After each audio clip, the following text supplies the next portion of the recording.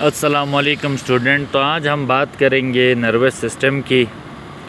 तो हमने कहा था कि जो नर्वस सिस्टम होता है वो क्या होता है जी, वो सिस्टम ऑफ द बॉडी जो कोऑर्डिनेशन प्रोवाइड करता है इलेक्ट्रिकल सिग्नल्स के ज़रिए डिफरेंट बॉडी पार्ट्स के बीच में, और रिस्पांस करता है पर्टिकुलर स्टिमुलस को, तो उसको हम कहते हैं नर्वस सिस्टम। तो दो काम हो गए, एक तो कोऑर्डिनेशन रखना डिफरेंट पार्ट्स का और स्टिमुलस का रिस्पांस देना, ये नर्वस सिस्टम है। दूसरा न्यूरोलॉजी है, जिसमें हम स्ट्रक्चर और फंक्शन ऑफ नर्वस सिस्टम की स्टडी करते हैं। न्यूरो कहते हैं नर्व को, लोजिया कहते हैं स्टडी को। ठीक है स्टूडेंट्स। तो 3 स्टेप्स के ज़रिए यानी ये कोऑर्डिनेशन होती है। पहले स्टिमुलस या चेंज को रिसीव करते हैं, फिर उस पर प्रोसेस या एनालिसिस होती है इंफॉर्मेशन की, उसके मुताबिक फिर रिस्पांस जनरेट होता है। फिर एक हेडिंग है यहाँ रिसेप्टर और ट्रांसड्यूसर। ट्रांसड्यूसर एक ऐसा इलेक्ट्रॉनिक डिवाइस होता है जो एनर्जी को दूसरी फॉर्म में कन्वर्ट करता है।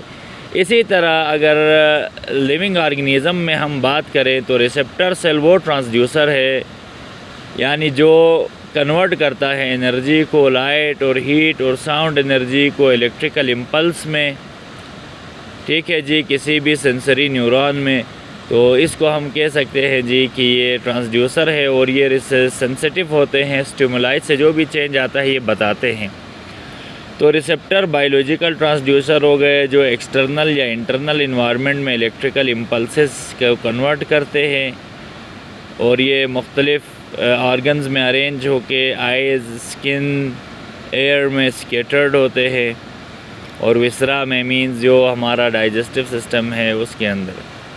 अब अगर हम बात करें जी किस रास्ते से होते हुए मैसेज सेंट्रल नर्वस सिस्टम में जाता है, तो सबसे पहले सेंसरी न्यूरॉन है, जहाँ पे स्टिमुलस रिसीव होता है, या इसको फर्स्ट ऑर्डर न्यूरॉन कहते हैं। और यहाँ पे इसका काम ये होता है सेंसरी न्यूरॉन का कि ये सेंसरी इंफॉर्मेशन को क्या करता है, रिसीव करता है स्किन, मसल और आर्गन से, और फिर सेंट्रल नर्वस सिस्टम को भेज देता है। तो इसका प्राइमरी रोल डिटेक्ट करना है स्टिमुलाई को, टच, पेन या टेम्परेचर को, और ये इंफॉर्मेशन फिर ये भेजेगा सेकंड न्यूरॉन को, जो कि स्पाइनल कॉर्ड या ब्रेन स्टेम में होता है।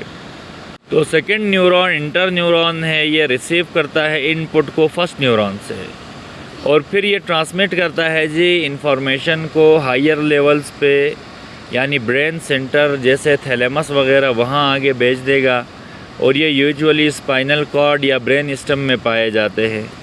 और ये डिपेंड करता है on the specific sensory pathway, और ये प्रोसेस करता है इंफॉर्मेशन को जो फर्स्ट ऑर्डर न्यूरॉन से मिलती है, उसको इंटीग्रेट करता है और फिर वो आगे भेज देता है डायरेक्टली। ये इन्वॉल्व होता है इन द परसेप्शंस। ठीक है जी। और ये फिर न्यूरॉन लोकेटेड होते हैं डॉर्सल साइड में स्पाइनल कॉर्ड के, और ये रिसीव करते हैं सिग्नल को फर्स्ट ऑर्डर न्यूरॉन से। थर्ड ऑर्डर न्यूरॉन क्या करते हैं जी कि ये सेकंड न्यूरॉन से इसको पिक करेंगे इम्पल्स को थैलेमस से, फिर ये आगे यानी हमारा जो सेरिब्रम है ब्रेन का सोमेटो सेंसरी पोर्शन, वहाँ पे ये क्या कर देंगे, इस इंफॉर्मेशन को या डेटा को ट्रांसफ़र कर देते हैं। सोमेटो सेंसरी सेंसेशंस में जैसे प्रेशर, पेन, टेम्परेचर या बॉडी सेंसेस, ये सारे सोमेटो सेंसरी सेंसेशंस में आते हैं। तो इनको कंट्रोल करना ये थर्ड ऑर्डर न्यूरॉन यानी सेरिब्रम के अंदर इसका काम होता है। तो ये 3 तरीक़े से यानी मैसेज आगे पहुंच रहा है स्टूडेंट्स, पाथवे ऑफ।